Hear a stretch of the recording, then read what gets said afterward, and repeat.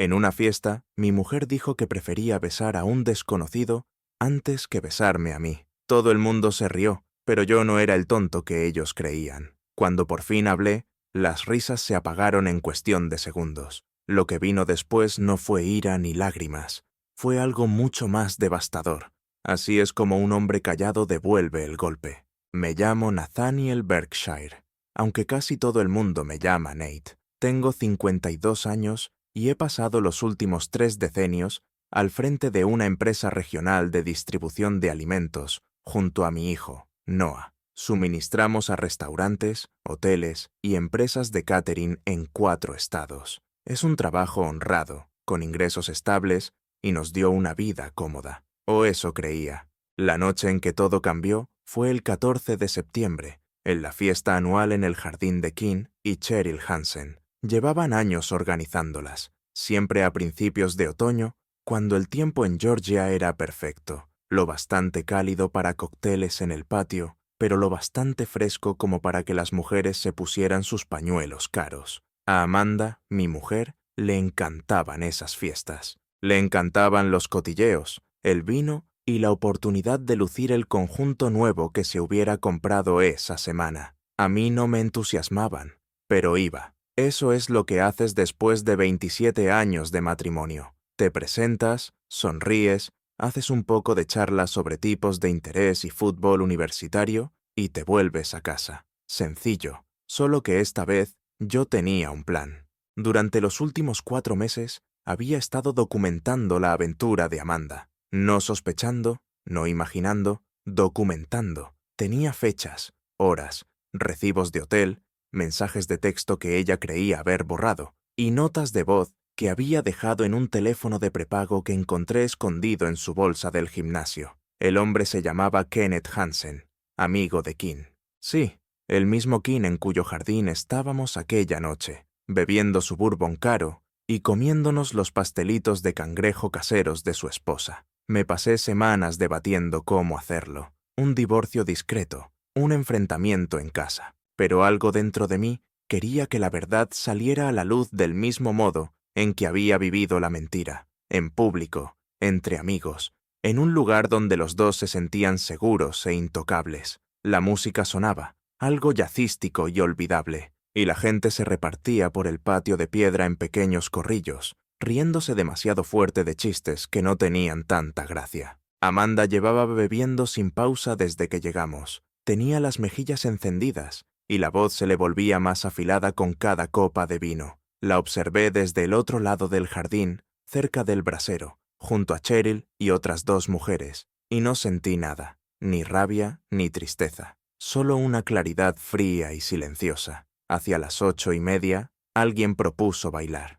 Unas cuantas parejas se acercaron al centro del patio, meciéndose con torpeza al ritmo de la música. Me acerqué a Amanda y le tendí la mano. «Baila conmigo», dije. Me miró como si le hubiera propuesto tirarnos de un puente. «¿Perdona? ¿Desde cuándo bailas tú, Nate?» «Desde esta noche», respondí, sin perder la calma. «Vamos, un baile». Suspiró de forma teatral, dejó la copa en el borde de piedra y me dio la mano con el entusiasmo de quien acepta una visita al dentista. Nos colocamos en el centro del patio y le apoyé la mano en la cintura. Estaba rígida, distante, y ya miraba por encima de mi hombro hacia el grupo de mujeres cerca de la barra. La canción cambió a algo más lento y me incliné, con intención de darle un beso en la mejilla, no porque me apeteciera, sino porque necesitaba ver su reacción. Necesitaba una última confirmación de que lo que estaba a punto de hacer estaba justificado.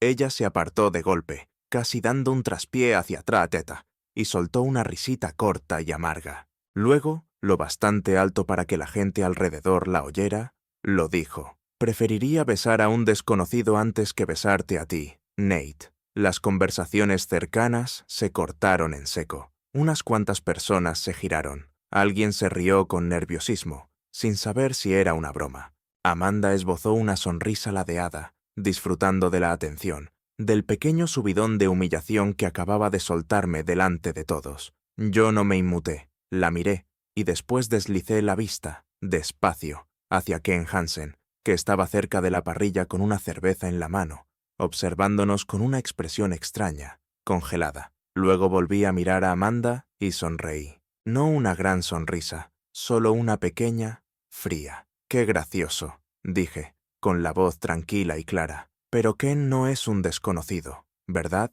El silencio que vino después fue absoluto. Hasta la música pareció quedarse en segundo plano. A Amanda se le fue el color de la cara. A Kim se le escurrió un poco la cerveza en la mano y dio un paso atrás, como si la distancia pudiera protegerlo de lo que se avecinaba. Cheryl, a pocos metros, miró de su marido a mi mujer, y su expresión pasó de la confusión a un horror que iba tomando forma. Me volví hacia el resto, manteniendo un tono casi de conversación. 4 meses de visitas a hoteles. Martes y jueves, la mayoría de las veces en el Marriott de la salida 37, habitación 214, por si alguien tiene curiosidad, pagado con nuestra tarjeta de crédito conjunta. Amanda abrió la boca, pero no le salió nada. Ken se había quedado blanco. Dejé mi copa en la mesa más cercana, asentí con educación a nadie en particular y caminé hacia la verja. A mi espalda ya empezaba el caos. La voz de Cheryl subiendo, alguien ahogando un grito, Amanda llamándome por mi nombre con un tono a medio camino entre el pánico y la furia. No me giré, me subí a mi camioneta, arranqué y me fui, dejando a mi mujer en un jardín lleno de gente que ahora sabía exactamente qué clase de mujer era. Fue la última vez que muchos me vieron como el hombre que había sido. Esa noche no volví a casa. Me fui al apartamento que había alquilado 3 meses antes, a nombre de una sociedad de mi empresa. Un piso de un dormitorio, limpio, en Alpharetta, a 40 minutos de nuestra casa en Roswell. Amueblado, anónimo y completamente fuera del radar de Amanda. Llevaba preparándome para ese momento mucho más tiempo del que ella podía imaginar. A la mañana siguiente, Amanda se despertó en una casa vacía. Dejé mi alianza sobre la mesita de noche, colocada con una precisión casi quirúrgica, encima de un montón de extractos bancarios impresos. Cada cargo del hotel, cada movimiento sospechoso, cada mentira documentada en blanco y negro, sin nota, sin explicación, solo pruebas. A medianoche, mi teléfono quedó fuera de nuestra línea familiar. Me eliminé de buscar mi iPhone. Cerré nuestra cuenta corriente conjunta y transferí mi parte a una cuenta nueva en otro banco. La hipoteca y los suministros seguirían pagándose automáticamente desde una cuenta de depósito que había abierto semanas antes. Todo lo funcional, nada de lo personal. A las 8 de la mañana, Amanda ya estaba llamando a mi oficina. Mi asistente, Lisa, estaba avisada. «El señor Berkshire ya no está en la empresa», dijo con educación. «No estoy autorizada a hablar sobre su paradero». No era del todo cierto. No había dejado la empresa. La había reordenado. 2 semanas antes, trasladé mi participación a un fideicomiso, con Noah como beneficiario principal y administrador. Sobre el papel, me había jubilado. En la práctica, simplemente le había cortado a Amanda el acceso a todo lo que yo había construido. Nadie sabía lo que estaba pasando. Noah fue el primero en darse cuenta de que algo iba mal, 6 meses atrás, cuando vio a Amanda comiendo con Ken Hansen en un restaurante a 2 pueblos de distancia. No estaban comiendo. Se estaban cogiendo de la mano por encima de la mesa, riéndose como adolescentes. Noah vino a verme aquella tarde, dividido y furioso, y me enseñó la foto que había hecho con el móvil. Ahí fue cuando empecé a diseñar mi plan de salida. Emma, nuestra hija, era otra historia. Vivía en Charlotte, trabajaba en marketing y hablaba con su madre 2 veces por semana. Adoraba a Amanda. La veía fuerte e independiente. Yo sabía que al principio Emma se pondría de parte de su madre, así que preparé un paquete de documentos para enviárselo cuando llegara el momento. Aún no, pero pronto. Para el mediodía de ese primer día, Amanda había intentado llamarme 17 veces. Lo sé, porque desvié mi antiguo número a un servicio de buzón de voz que transcribía sus mensajes y me los enviaba por correo electrónico. Los leí todos. En 3 horas pasaron de la confusión a la rabia y de ahí a la desesperación. «Nate, ¿dónde estás? La gente está preguntando cosas. Esto es ridículo. Tenemos que hablar como adultos». Me humillaste. Humillaste a Ken y a Cheryl. «¿Qué te pasa?» Y por fin, alrededor de las 2 de la tarde. «Por favor, vuelve a casa. Podemos arreglarlo». Borré todos los mensajes sin responder. Las palabras eran su arma, no la mía. El silencio era mucho más eficaz. Esa misma tarde me reuní con mi abogado, Philip Grayson, en su despacho del centro. Philip llevaba semanas preparando los papeles del divorcio y ya estaba todo listo. Presentamos la demanda esa noche, alegando diferencias irreconciliables y adjuntando las pruebas de la aventura de Amanda como respaldo para el reparto de bienes, según las condiciones de nuestro acuerdo prenupcial. Amanda no recibiría la notificación hasta 3 días después. Para entonces, ya estaría viviendo en una realidad en la que yo no existía de ninguna manera que ella reconociera. 3 días después de la fiesta, Amanda por fin entendió la profundidad de lo que yo había hecho. Los papeles del divorcio llegaron por mensajero a las 10 de la mañana, entregados en nuestra puerta, en un sobre urgente marcado para entrega personal. Yo supe el instante exacto en que los abrió porque mi teléfono vibró con una notificación de la cámara del timbre que había instalado meses antes. Lo que Amanda encontró dentro no era solo una demanda de divorcio, era una autopsia financiera completa de nuestro matrimonio, y en concreto de su relación con Ken Hansen. Philip y yo nos pasamos semanas construyendo el caso. Cada cargo de hotel de nuestra tarjeta conjunta, cruzado con el calendario de viajes conocido de Ken. Cada transferencia sospechosa de nuestra cuenta de ahorros a lo que parecía una inversión empresarial legítima, pero que en realidad eran cuentas pantalla que Ken había montado. Amanda se creyó lista, escondiendo dinero en lo que parecía una oportunidad de inversión inmobiliaria que Ken le había vendido la primavera anterior, $87,000. Eso fue lo que había metido en el supuesto proyecto de promoción de Ken. En 6 meses, siempre en cantidades lo bastante pequeñas como para pensar que yo no me daría cuenta. El proyecto no existía. La sociedad estaba registrada a nombre de un apartado de correos en Delaware, y Ken era el único administrador. Cada dólar había terminado en una cuenta en el extranjero que él estaba construyendo como seguro para cuando, algún día, dejara a Cheryl. Pero esto es lo que Amanda no sabía. Yo lo estaba siguiendo todo. En mayo contraté a una contable forense, una mujer discreta llamada Patricia, especializada en rastrear patrimonio oculto. Patricia siguió el rastro del dinero a través de 3 empresas pantalla y 2 estados, documentándolo todo con la precisión de un cirujano. La demanda de divorcio incluía el informe completo de Patricia, 83 páginas de pruebas financieras que demostraban que Amanda no solo había sido infiel, había sido cómplice de algo que, en la práctica, rozaba la apropiación indebida de nuestros bienes conyugales. Según nuestro acuerdo prenupcial, la infidelidad y la mala conducta financiera activaban una cláusula de pérdida total. Amanda no recibiría nada más allá del mínimo que exigiera la ley, y hasta eso se impugnaría. Para el mediodía, Amanda estaba en el despacho de Philip, exigiendo verme. La secretaria de Philip me llamó desde el vestíbulo. «La señora Berkshire está aquí», dijo, con esa neutralidad profesional que lo aguanta todo. «Está muy alterada. Insiste en hablar con usted». «Dígale que no estoy disponible», respondí tranquilo. «Y recuérdele que, en cuanto contrate a un abogado, toda comunicación tiene que pasar por él». Esa tarde, Amanda contrató a Martin Fletcher, un abogado de divorcios agresivo, famoso por defender a esposas adineradas en separaciones conflictivas. Martin era caro, ruidoso y eficaz,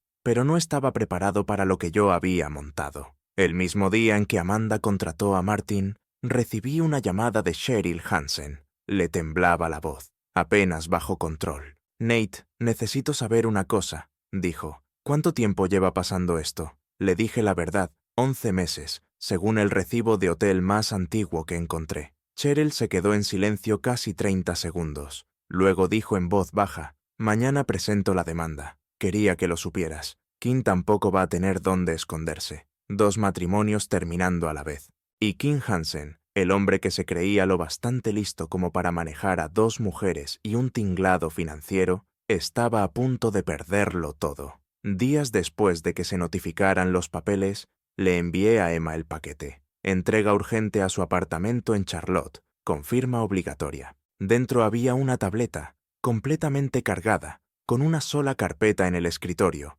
titulada «La verdad». La carpeta lo contenía todo. Fotos con fecha y hora de Amanda y Kim entrando en hoteles, extractos de la tarjeta con los cargos marcados, registros de mensajes recuperados de la copia en la nube de Amanda, esa que ella había olvidado que existía, y notas de voz que Amanda le había dejado a Ken, mensajes que el equipo de Patricia obtuvo legalmente mediante una citación durante la investigación financiera. El peor era de marzo, 3 semanas antes del cumpleaños de Emma. La voz de Amanda, agitada y entusiasmada. No puedo esperar a que esto se acabe. En cuanto Nate firme los papeles de la inversión, tendremos suficiente para desaparecer una temporada. Igual 6 meses por Europa, como hablamos. Dios, estoy tan cansada de hacer de esposa devota. No llamé a Emma después de enviarlo. No escribí, solo esperé. 2 días después, sonó mi teléfono. En la pantalla apareció el nombre de Emma. Contesté al tercer tono. «Papá», dijo, con una voz tensa, rara, «necesito verte». A la mañana siguiente quedamos en una cafetería cerca de su oficina. Emma tenía pinta de no haber dormido. Los ojos rojos, el pelo recogido en una coleta deshecha. No se parecía en nada a la hija pulida y segura de sí misma que yo solía ver. Se sentó frente a mí y durante un buen rato no dijo nada. Luego abrió el portátil y lo giró hacia mí. En la pantalla había un borrador de correo dirigido a Amanda. «Lo escribí anoche», dijo en voz baja. «Quiero que lo leas antes de que lo envíe». El correo era devastador, clínico, helado. Emma enumeraba cada prueba que había revisado, cada mentira que Amanda había contado, cada manipulación que había usado para pintarme como el marido distante, adicto al trabajo, que no la valoraba. El último párrafo de Emma era una sola frase. «No reconozco a la mujer que me crió, y no quiero reconocerla». Miré a mi hija y vi algo que nunca le había visto. Claridad. La ilusión de su madre perfecta se había hecho añicos, y Emma contemplaba los pedazos, intentando entender cómo no lo había visto antes. «No lo envíes todavía», le dije con suavidad, empujándole el portátil de vuelta. «Tu madre intentará explicarlo, justificarlo, hacerte sentir la mala por elegirme a mí. Déjala. Deja que te muestre exactamente quién es, antes de responder. Tendrás que verlo tú misma». Emma asintió despacio y cerró el portátil. «Noah me dijo que llevabas meses planeándolo», dijo. «Dijo que nos estabas protegiendo. Os estaba protegiendo a todos», respondí, «incluida a tu madre, de ella misma». Emma alargó la mano por encima de la mesa y me agarró la mía. «Siento no haberlo visto antes, papá». «No tenías por qué verlo», dije. De eso se trataba. El mundo de Amanda empezó a desmoronarse de maneras que ella no esperaba. La fiesta del jardín no solo destapó su aventura, dinamitó su posición social en una comunidad donde la reputación era moneda. En menos de una semana, dejaron de invitarla. El club de lectura semanal al que iba desde hacía 6 años, de repente, tenía problemas de agenda. El comité benéfico que ella presidía para la gala del hospital le pidió, con toda cortesía, que diera un paso atrás, alegando circunstancias personales recientes que podían distraerlos de su misión. Hasta su instructora de yoga, a la que Amanda consideraba una amiga íntima, dejó de contestarle los mensajes. Yo lo vi pasar a través de Noah, que aún tenía conexiones con ese mundo por su novia, Sarah. La madre de Sarah se movía en el mismo círculo social que Amanda, y los chismes corrían solos. Al parecer, Cheryl Hansen presentó la demanda de divorcio 3 días después de la fiesta, y fue brutalmente sincera con sus amistades comunes sobre el motivo. La aventura de Kim con Amanda, los enredos financieros, las mentiras, todo. En 48 horas ya era de dominio público. Kim, por su parte, desapareció. Según lo que supo Noah por sus contactos, se fue de casa la misma noche de la fiesta y estaba viviendo en un apartahotel cerca del aeropuerto. Su negocio, una consultora que dependía muchísimo de las relaciones locales y de su reputación, empezó a perder clientes a un ritmo alarmante. 2 de sus cuentas más grandes cancelaron contratos en una semana, alegando dudas sobre su criterio profesional. Cheryl, mientras tanto, contrató a una de las abogadas de divorcios más agresivas de Atlanta, congeló las cuentas conjuntas, solicitó órdenes judiciales para impedir que Ken accediera a determinados bienes, y, lo más devastador, envió una carta detallada a la junta directiva del club de campo, donde Ken era socio desde hacía 15 años. Le suspendieron la membresía a la espera de una revisión, que en su mundo equivalía, básicamente, a un destierro social. Pero el golpe real para Amanda llegó de un sitio inesperado: su trabajo. Amanda había sido directora regional de recursos humanos en una empresa de gestión sanitaria durante los últimos 8 años. Era un puesto respetable, bien pagado, y le daba la identidad profesional que siempre había ansiado. Pero en recursos humanos, en una gran empresa, suele haber tolerancia cero con los escándalos personales que puedan salpicar a la compañía, sobre todo si hay de por medio irregularidades financieras. Alguien, nunca supe quién, envió a la empresa de Amanda un aviso anónimo sobre el supuesto proyecto de inversión con Ken. El correo adjuntaba copias de extractos bancarios y los documentos de registro de la sociedad, donde se veía el rastro hacia la cuenta en el extranjero de Ken. No acusaba a Amanda de nada ilegal de forma directa, pero planteaba suficientes dudas como para que el departamento legal de la empresa se viera obligado a investigar. 2 semanas después de la fiesta, Amanda fue apartada de su puesto con una suspensión administrativa. El motivo oficial: una revisión interna pendiente por posibles conflictos de intereses. El motivo real: la empresa no quería que su nombre se viera asociado al suyo, mientras un divorcio con acusaciones de fraude financiero se desarrollaba en los registros públicos. Amanda me llamó por primera vez desde que me fui. Mi nuevo número no estaba bloqueado. De algún modo lo había conseguido a través de Emma, y a las 10:30 de la noche de un martes, mi teléfono sonó con su nombre en la pantalla. Contesté. No dije nada. Esperé. Nate. Su voz estaba tensa, apenas contenida. He perdido mi trabajo. Me han puesto en suspensión, pero los dos sabemos lo que eso significa. Esto es culpa tuya. Has destruido mi reputación. Yo documenté la verdad, respondí con calma. Lo que hiciste con Ken, el dinero que escondiste, esas fueron tus decisiones. Yo solo me aseguré de que la gente las conociera. Eres un hombre vengativo y cruel, dijo Amanda, elevando la voz. Me humillaste delante de todo el mundo. Has puesto a nuestros hijos en mi contra y ahora me has costado la carrera. Te costaste tú misma la carrera, contesté, con el mismo tono. En el momento en que decidiste robar a nuestro matrimonio para financiar el plan de huida de Ken. Yo no hice eso. Lo hiciste tú. Hubo un silencio largo. Cuando volvió a hablar, su voz era más fría. Esto no ha terminado, Nate. Martin dice que podemos impugnar el acuerdo prenupcial, que podemos demostrar que me manipulaste para que lo firmara. Buena suerte con eso, dije. Y colgué. No bloqueé su número. Quería que supiera que podía contactarme, pero que yo no tenía ningún interés en escuchar nada de lo que tuviera que decir. 3 meses después de la fiesta del jardín, hice algo que Amanda jamás habría esperado. Organicé un acto benéfico. La ocasión era la inauguración de una nueva ala pediátrica en el hospital Northside, financiada en parte por una donación que hice a nombre de mis padres, $250,000, entregados a través del fideicomiso familiar que Noah y yo habíamos creado al reestructurar la empresa. Era una contribución importante, lo bastante grande como para justificar una gala formal y un reconocimiento público. No lo hice por nobleza, lo hice para dejar claro un mensaje. La lista de invitados incluía a todas las personas que habían estado en la fiesta del jardín de Ken y Cheryl, además del círculo social más amplio que Amanda había cultivado durante años.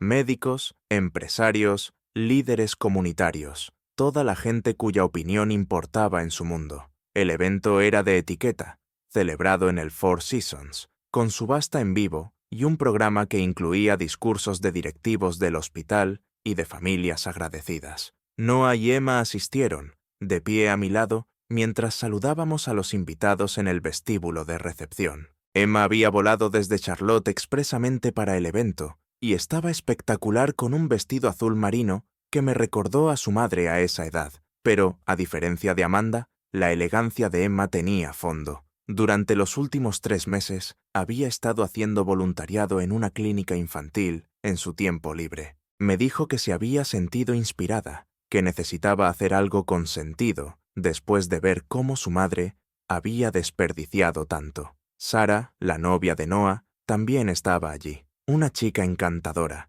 Trabajaba como profesora. Exactamente el tipo de persona que Noah necesitaba. Estable, honesta, buena. Los 4 estábamos juntos cerca de la entrada, formando un frente unido, mientras la gente se acercaba para felicitarnos y mostrarnos su admiración. «Su familia debe de estar muy orgullosa», dijo una mujer a la que reconocí vagamente del club de campo. «Lo estamos», respondió Emma con naturalidad, apoyando la mano en mi brazo. «Mi padre siempre ha creído en devolver algo a la comunidad. Es una de las cosas que más admiro de él». El contraste no pasó desapercibido para nadie. Allí estaba yo, el marido abandonado, invirtiendo en la salud infantil y acompañado de unos hijos que claramente me respetaban y me apoyaban. Y Amanda, ausente de forma llamativa. Su nombre no aparecía en el programa. Su exilio social, completo. Durante los discursos, la directora ejecutiva del hospital, la doctora Margaret Hollis, tomó el micrófono y agradeció a los donantes uno por uno. Cuando mencionó al fideicomiso familiar Berkshire, la sala estalló en aplausos, y me levanté brevemente para agradecerlos. El aplauso fue sincero, cálido, y se sintió como una reivindicación. Después, durante el cóctel, Cheryl Hansen se me acercó. Se la veía distinta a como estaba en la fiesta del jardín, más delgada, más severa, pero con una fortaleza en la mirada que antes no tenía. «Nate», dijo, tendiéndome la mano, «gracias por invitarme. Es un evento precioso». Se la estreché. «Me alegro de que hayas venido. Quería que supieras», continuó Cheryl, bajando la voz para que solo yo la oyera, «que mi divorcio se cerró la semana pasada. Kim se quedó casi sin nada. El prenupcial que le hice firmar hace 12 años se sostuvo perfectamente». «Me alegro», dije, y lo decía de verdad. «Hiciste lo correcto», añadió, «al marcharte como lo hiciste,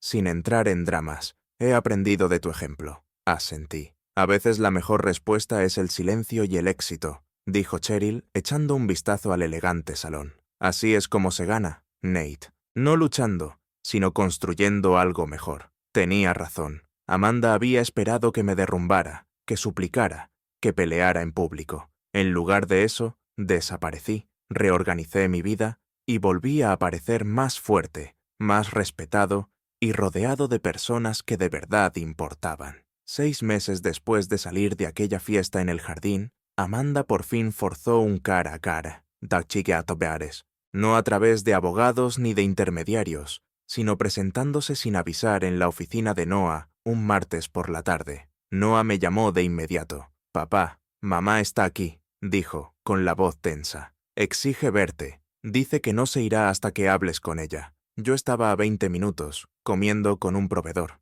«Llego en 15», le dije a Noah. «Tenla en la sala de reuniones, y que no se acerque a ningún archivo ni a ningún ordenador». Cuando llegué, Noah estaba fuera de la sala, con cara de incomodidad. A través de la pared de cristal vi a Amanda sentada en la mesa, la espalda recta, las manos entrelazadas delante de ella. Estaba más delgada de lo que recordaba, más dura, como si el último mes le hubiera arrancado algo esencial. Entré, cerré la puerta detrás de mí y no me senté. Me quedé de pie junto a la puerta, con los brazos cruzados. Amanda levantó la vista y por un instante vi algo titilar en sus ojos. Arrepentimiento, cansancio, pero enseguida apretó la mandíbula y volvió esa rebeldía de siempre. «Tenemos que hablar», dijo. «Nos estamos comunicando a través de los abogados», respondí, tranquilo. Ese fue el acuerdo. «Me da igual el acuerdo. Nate, necesito que me escuches».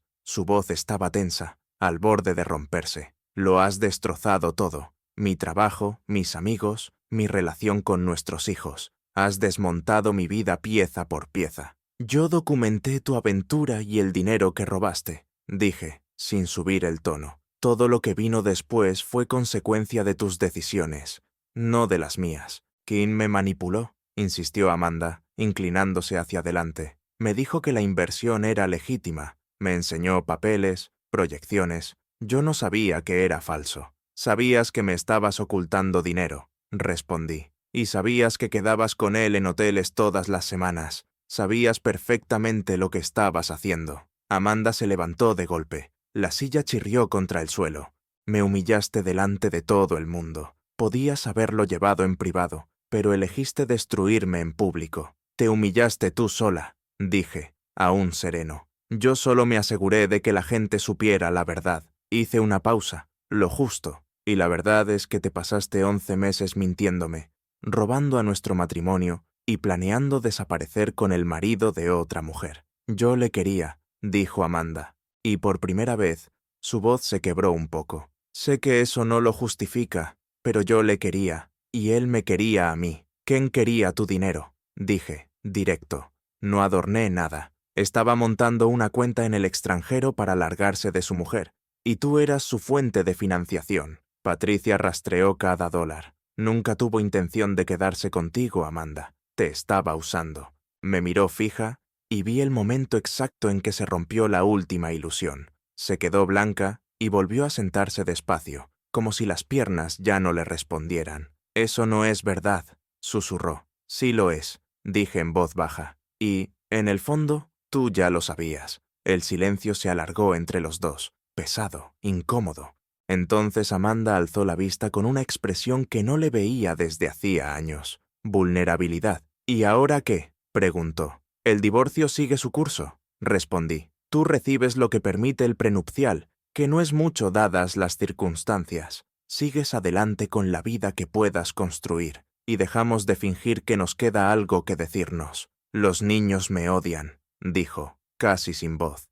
Los niños están decepcionados contigo, la corregí. No es lo mismo. Que te perdonen algún día o no, depende de ellos. La miré un segundo más, sin ceder. No depende de mí, pero tampoco se lo impediré si deciden tener relación contigo. Amanda asintió despacio y se levantó. Parecía más pequeña, como disminuida. Lo siento, Nate. De verdad, lo siento. No vale para nada, dije, sin crueldad, solo con honestidad. Pero agradezco que lo digas. Pasó a mi lado hacia la puerta, y antes de salir, se detuvo. Siempre fuiste mejor persona que yo, murmuró. No, respondí. Yo solo fui el que cumplió sus promesas. Amanda se fue sin decir nada más. La vi, a través del cristal, caminar por el pasillo y desaparecer al girar la esquina.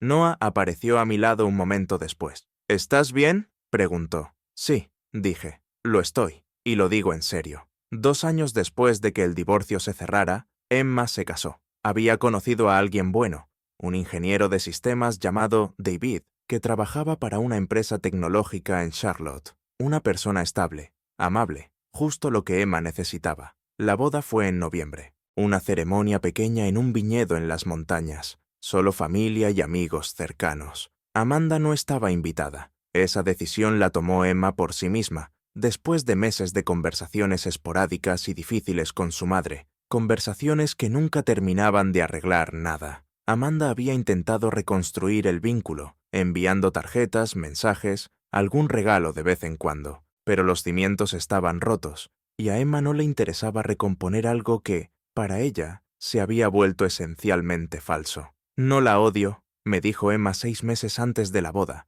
cuando me contó por primera vez que Amanda no vendría, pero no confío en ella, y no la quiero allí en el día más importante de mi vida. No discutí. A Emma le dije años atrás que su relación con su madre era cosa suya, que ella la definiría, y lo decía en serio. La mañana de la boda, estaba con Emma en su habitación del viñedo, ayudándola a cerrar el broche de un collar. Estaba radiante con un vestido marfil sencillo, el pelo recogido, los ojos brillantes, entre felicidad y nervios. «Estás preciosa», le dije en voz baja. «Gracias, papá». Emma se giró hacia mí y vi cómo se le acumulaban lágrimas en los ojos. «Me alegro de que estés aquí. No hay ningún otro lugar donde prefiera estar», respondí. «Lo digo en serio», insistió Emma, con la voz espesa. «Podías haberte venido abajo después de todo lo que pasó. Podías haberte vuelto amargo o estar lleno de rabia, pero no lo hiciste. Seguiste avanzando,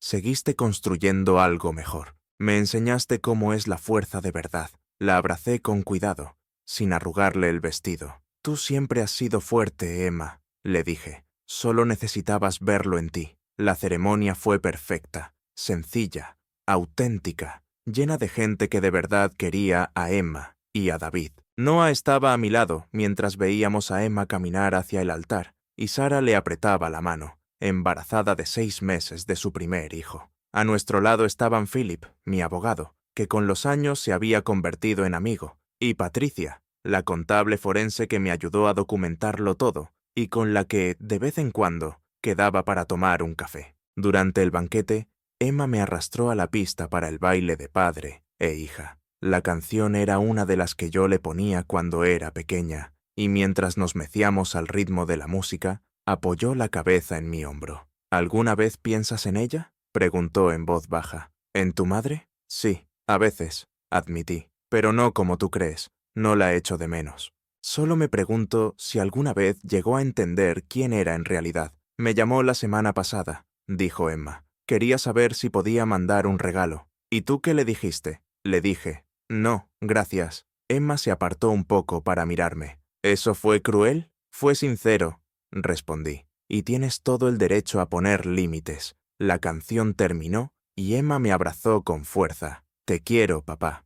Gracias por enseñarme cómo es la integridad. Yo también te quiero, cariño. Más tarde, cuando la noche fue apagándose y los invitados empezaron a marcharse, salí a la terraza que daba al viñedo, con un vaso de bourbon en la mano. Noah se unió a mí, aflojándose la corbata. Buen día, dijo. El mejor, contesté. Noah se quedó callado un momento, como eligiendo las palabras. Sara y yo hemos hablado.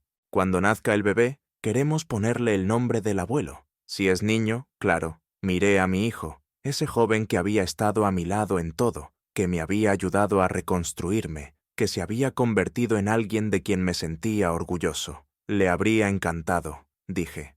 Nos quedamos allí, en silencio cómodo, viendo el sol caer detrás de las montañas, rodeados de la familia que habíamos elegido y construido, tan lejos del caos de aquella fiesta del jardín 2 años atrás, que parecía otra vida. Y lo era. La vista final del divorcio tuvo lugar una mañana gris de marzo, casi 3 años después de aquella fiesta. La sala era pequeña, funcional, con luces fluorescentes que dejaban todo deslavazado, frío, estéril. Llegué pronto con Philip, con un traje oscuro y una cartera de piel que no contenía nada que necesitara de verdad. Todo lo importante se había presentado semanas antes. Amanda llegó 10 minutos antes de la hora. Venía sola. Martin Fletcher se había retirado del caso 6 meses antes, alegando diferencias irreconciliables con la clienta, que en lenguaje de abogado significaba «mi clienta no escucha a nadie». Desde entonces, Amanda había pasado por 2 letrados más y, al final, decidió representarse a sí misma, algo que Philip me advirtió que era un desastre anunciado, si la veía distinta.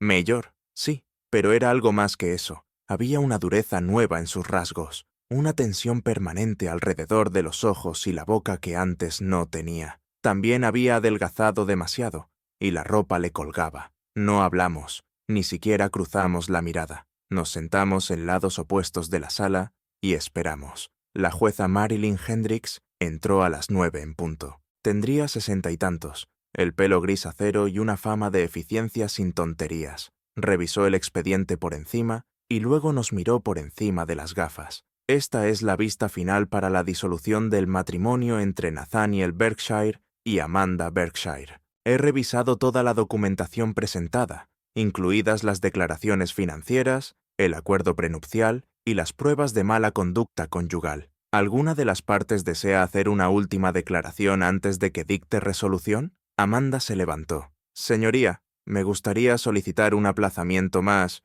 Solicitud denegada, la interrumpió la jueza, sin brusquedad pero firme.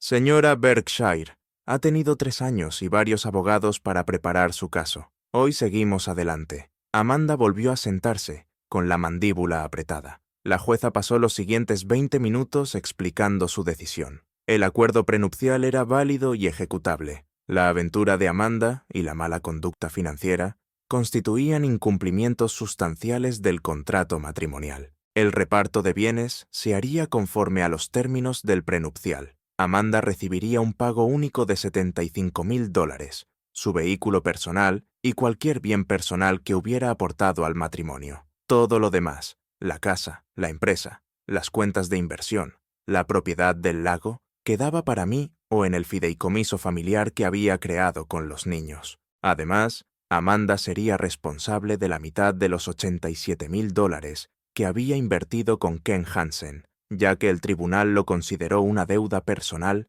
contraída por sus actos. Cuando la jueza terminó, nos miró a los dos. El matrimonio queda disuelto. Ambos son libres de seguir adelante con sus vidas. Les recomiendo encarecidamente que lo hagan sin más contacto, salvo que sea absolutamente necesario. Golpeó el mazo una sola vez y se acabó. Amanda se levantó y salió de inmediato, sin mirarnos ni a mí ni a Philip. La vi marcharse y no sentí nada. Ni satisfacción ni revancha. Solo una sensación tranquila de cierre. Fuera del juzgado, Philip me estrechó la mano. Se acabó, Nate. Ya puedes cerrar este capítulo. Yo lo cerré hace 3 años, dije. Esto solo es el papeleo poniéndose al día. Después conduje hasta la casa de Noah. Él y Sara me habían pedido que pasara, fuera como fuese la vista. Cuando llegué, Emma también estaba allí. Había volado desde Charlotte esa misma mañana. Noah estaba haciendo filetes a la parrilla en el patio trasero, mientras Sara sostenía en brazos a su hijo de 6 meses, Patrick, llamado así por mi padre. ¿Qué tal fue?, preguntó Emma cuando crucé la verja. Se ha acabado, dije, sin más. Emma me abrazó con fuerza. Bien, te mereces dejar todo eso atrás. Pasamos la tarde juntos. Nosotros 4, más Patrick. Comimos bien y hablamos de cosas normales, de futuro. Noah y Sara estaban mirando casas en una zona con mejores colegios. Emma y David pensaban en volver a Georgia, ahora que la empresa de David había abierto una oficina en Atlanta. La empresa iba creciendo y yo empezaba a dar un paso atrás, dejando que Noah llevara el timón mientras yo me concentraba en ser abuelo y quizá en viajar un poco. Cuando el sol empezó a bajar y las sombras se estiraron por el jardín, tuve a Patrick en brazos mientras Sara y Emma recogían dentro. Noah se sentó a mi lado en los escalones del porche. ¿Alguna vez te arrepientes de cómo lo llevaste?, preguntó en voz baja. ¿De irte así? ¿Del enfrentamiento en público? ¿De todo? Lo pensé un momento. De verdad. Luego negué con la cabeza. No. Protegí lo que importaba. Os protegí a ti y a Emma. Y protegí la vida que construimos. Tu madre tomó sus decisiones y yo tomé las mías. No me arrepiento de haberme defendido. Bien, dijo Noah, porque estoy orgulloso de cómo lo hiciste. Me enseñaste lo que significa tener columna vertebral. Miré a mi hijo, a ese buen hombre que había estado conmigo en todo, y sentí gratitud. No por lo que pasó, sino por lo que construimos a pesar de ello. Si me hubieras dicho hace 5 años que estaría de pie en un embarcadero en Maine, viendo amanecer sobre el Atlántico con una mujer a la que conocí en una gala benéfica del hospital, me habría reído. Pero eso fue exactamente donde me encontré una mañana de finales de verano.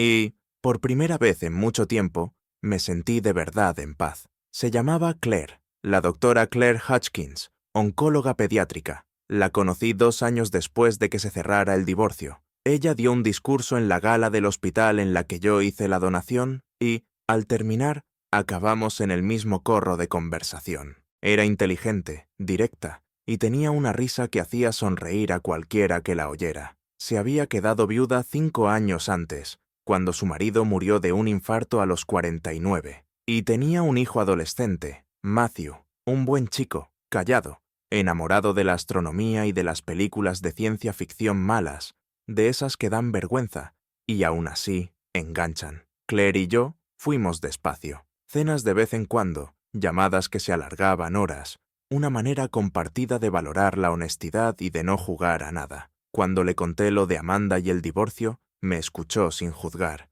y luego dijo, sin dramatismos, «La gente te enseña quién es, solo tienes que estar dispuesto a verlo». Llevábamos casi 1 año juntos y se sentía bien de un modo que mi matrimonio con Amanda nunca se sintió.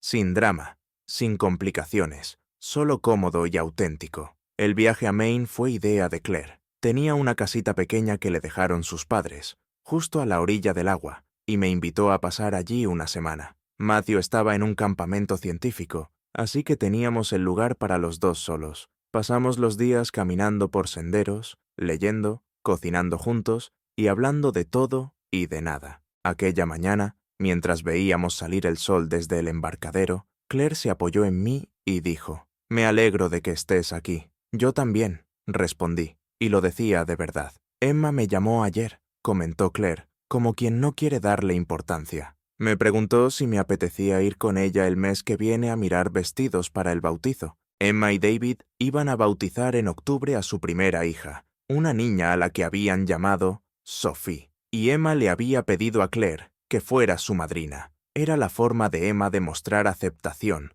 de darle la bienvenida a Claire en la familia. ¿Y qué le dijiste?, pregunté. Que sí, claro, dijo Claire sonriendo. Tu hija es bastante maravillosa, ¿sabes? Aprendió mirándote a ti, dije. Y Claire soltó una carcajada. Qué bien hablas. Nos quedamos allí hasta que el sol estuvo alto, y luego volvimos a la casa para tomar café y para los pancakes de arándanos que Claire insistió en hacer desde cero. Más tarde, esa misma semana, Noah me llamó con noticias. Sara estaba embarazada otra vez, y esta vez venían gemelos. ¿Niñas? La voz de Noah sonaba a la vez aterrada y eufórica. Papá, no sé si estoy preparado para 3 críos menores de 3 años. Se rió con nervios. Nadie está preparado, le dije. Te apañas sobre la marcha. La semana en Maine se pasó demasiado rápido, pero cuando Claire y yo volvimos en coche a Georgia, no lo hicimos con tristeza. Lo hicimos con planes, más viajes, fiestas, navidades juntos. Quizá, con el tiempo, unir casas cuando Matthew terminara el instituto dentro de 2 años. La vida había vuelto a ser algo que me ilusionaba, no algo que simplemente aguantaba o administraba. Tenía nietos que adoraba, hijos que me respetaban, un trabajo que me exigía sin devorarme, y una compañera que me veía con claridad y me elegía aún así. Amanda existía por ahí, en algún lugar, viviendo la vida que hubiera logrado construir. Ya no pensaba mucho en ella, y cuando lo hacía, era con una curiosidad lejana, no con rabia ni con arrepentimiento. Ella tomó sus decisiones, vivió las consecuencias, y yo seguí adelante del todo. El día que cumplí 57 años, 5 años después de aquella fiesta del jardín, me desperté en mi propia casa, la que compré después de vender la casa que Amanda y yo compartimos. Claire estaba a mi lado, y abajo se oía a Emma y a David preparando a Sophie, mientras Noah intentaba controlar a Patrick y Sara se las apañaba con las gemelas. Era un caos precioso, y era mío. Aquella tarde, rodeado de mi familia, soplé las velas de una tarta que había hecho Emma, y cuando todos me preguntaron qué había pedido, sonreí y dije, nada, lo tengo todo. Y era verdad, la vida que construí después de Amanda no era perfecta, pero era honesta, y estaba llena de gente que valoraba lo mismo que yo: integridad, lealtad, respeto, lo básico que tendría que haber estado ahí desde el principio. A veces, la mejor venganza no es vengarse, es construir algo tan bueno, tan sólido, que el pasado deja de importar. Y eso fue exactamente lo que hice.